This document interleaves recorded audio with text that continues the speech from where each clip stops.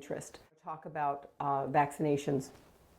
The standard protocol for vaccinations still remains for them to be done on an annual basis in most veterinary practices. In holistic and integrative veterinary practices, the idea of reducing the amount of vaccines to the point of barely giving vaccines and titering has become the norm. And in our practice, that's exactly what we try to do, is to find out if the animal has antibodies for that virus. And if it does have antibodies, then there's really no reason to keep vaccinating them, because when we do vaccinate them, we are not only adding the vaccine, we are adding adjuvants that are filled with aluminum hydroxide, mercury, and a lot of other garbage that's put into these vaccines to stir up the immune system. So if I already can identify an animal has a titer, and when we use the word titer, it's an evaluation of the immune system's remaining antibody level that the dog has. And so it's really important to know what your dog or your cat or your horse has, because if they still have antibodies, then they should be protected and they don't really need to have another series of vaccinations. So as an example, I always tell people that in 1974, when I got accepted to veterinary school, I got a rabies vaccination series. And during the presentation that they gave us, they talked about the immune system in the way that you shouldn't just blindly get the vaccine, but you should actually have yourself titered every year. And when your titer is reduced, you at that point get another vaccine. Under no circumstances blindly get a vaccine without knowing your titer.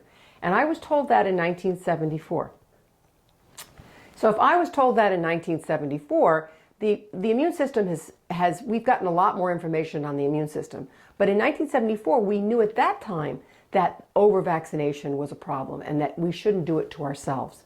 So since 1974, I have been titered every other year until this year, and my titer has finally dropped. I'm doing this piece now in almost 2014.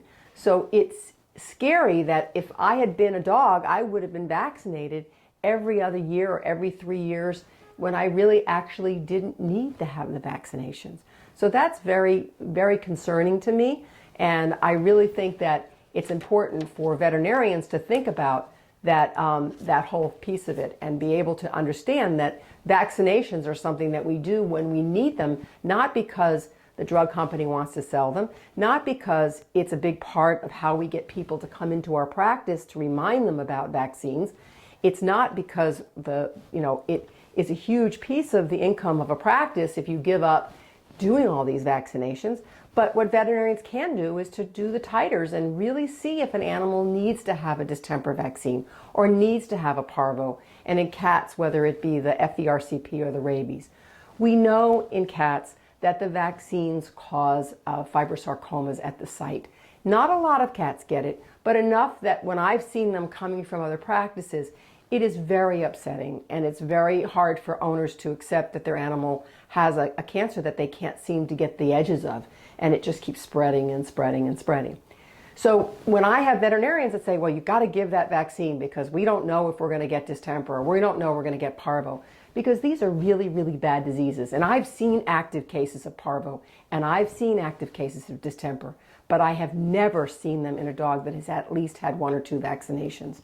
So to say that we need to do them every year is not honest, to be honest with you at this point. We need to evaluate if these animals have antibodies. So for the last, since 1974 till 2014, I have not needed a rabies vaccine. So I should have just gotten them anyway, just because that was what I should do. And I don't agree with that. And that's where I'm sort of very vocal about that and really want you as a person who's coming to my practice to understand why we need to understand the animal's actual immune system and understanding whether they need something or not.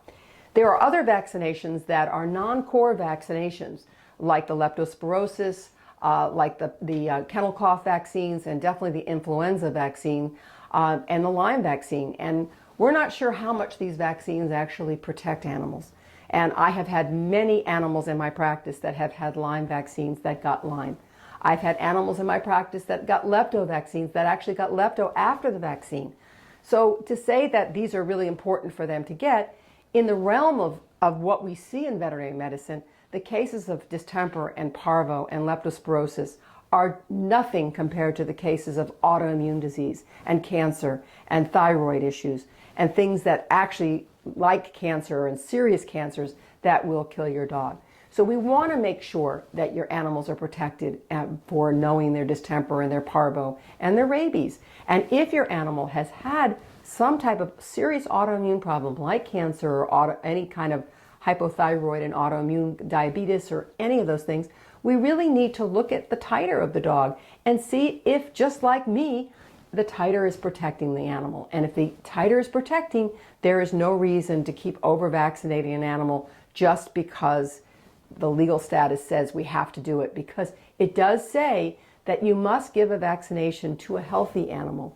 And if we're giving it to an animal that has cancer, I personally cannot define that animal as being healthy if it's got cancer. It may be feeling good at that point, but if it's got some autoimmune problem like cancer, giving it a gamut of 4 or 5 vaccines at once, or even a vaccine that doesn't need, is not healthy for that animal. So I'm empowering you to really question those things about vaccinations and understand more about that for yourself and for your animals. And with that, we really want to help you understand those questions at our practice. Thank you.